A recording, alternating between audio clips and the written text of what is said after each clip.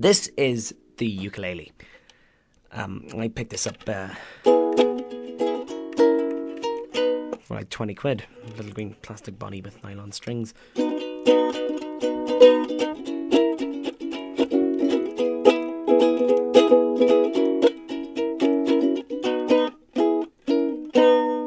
I never actually ever thought I'd ever learn to play this little baby guitar.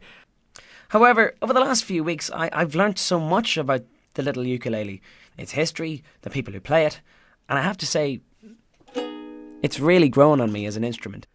Welcome to My Ukulele Story. I ask you very confidentially, ain't she sweet? Cast an eye in her direction, hold me your mind. So, here's a quick history lesson. The ukulele, or the uke, is a member of the guitar family of instruments. It has 4 strings and is tuned to G, C, E, and A.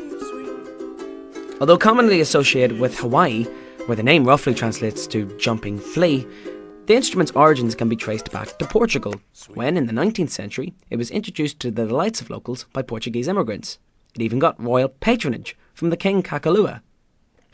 Fast forward to the early 20th century, and the uke was hitting the cabaret and the vaudeville circuits. In the UK, it was George Formby who mixed his cheeky Lancaster humour with the folksy stylings of the banjolele. Just suits me, a window cleaner you would be if you can see what I can see. When I'm cleaning windows, honeymooning couples too, you should see them villain coo. In the US, Cliff Edwards, aka Ukulele Ike, took the instrument's popularity to new heights, with some of his songs entering the canon of the Great American Songbook. I could change the grey skies to blue if I had you. I could leave my old friends behind, leave all my pals, I wouldn't mind. I could start my life all anew if I had you. He famously performed the voice of Jiminy Cricket in Disney's 1941 film, Pinocchio. Then, in the 1960s, there was this guy. Thank you, my dear, wonderful friends.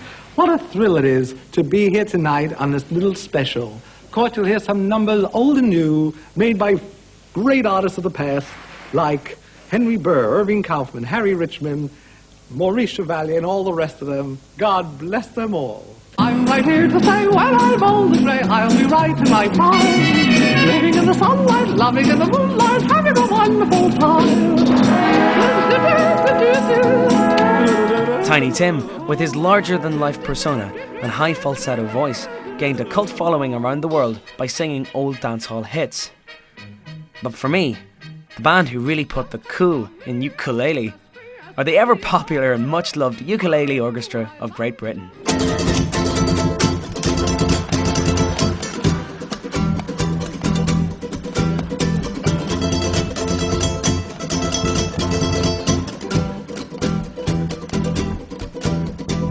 Who's the black private dick who's a hit with all the chicks? Shaft! Yeah, you're damn right. That's what it says on my folk song transcription anyway. For over 20 years, the Ukulele Orchestra has delighted festival goers with their humorous renditions of famous pop hits, and many cite them as being one of the main reasons for this ukulele renaissance of the late 90s. But how come this little instrument has gained such a cult following worldwide? To find out more, I popped down to the Duke of Uke, London's only specialist ukulele shop. There's obviously been a massive kind of renaissance for the ukulele recently. Can you understand how that's happened or why? I think it's come from sort of lots of different angles.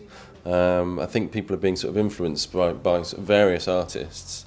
So you've got sort of different camps of appreciation, I think. But also one thing is the sort of YouTube sort of generation, I think, is huge. And you've got so I think people get a lot of their information from the computer or from laptop, whatever, these days, and you can sit very comfortably in front of a computer with a ukulele and learn. from sort of all the material that's out there on the internet. I think that's a really big sort of thing, whereas a guitar is slightly more cumbersome. It's slightly more of a kind of, you have to make an occasion to pick it up in a way that a ukulele is sitting on a table or something, you can just grab it and go. So I think that's a big player in its popularity. Is there many events, many nights out, there are many societies in London that would play? There's absolutely loads. I think they're just cropping up everywhere. There's obviously the Ukulele Wednesday seems to be the biggest one in the George in town. Then there's, I know of one in Stoke Newington, there's one just down the road from here in Shoreditch, in Barkick, I think there's one in Balham, Dulwich, they're, yeah, absolutely all over the place. So how come you're taking up the ukulele? I don't know, I just fancied it. Yeah? I'm going to have a bit of time, well, I like to think I'm going to have a bit of time on my hands, and I just thought it would be a fun thing to learn. Yeah. I'm going to have a year off work, so... You become a virtuoso at the end of it? Probably, yes. And I'll have a very tuneful child as well. Play music too. Yeah, exactly. It's just a charming little instrument and very much overlooked, and I think its capacity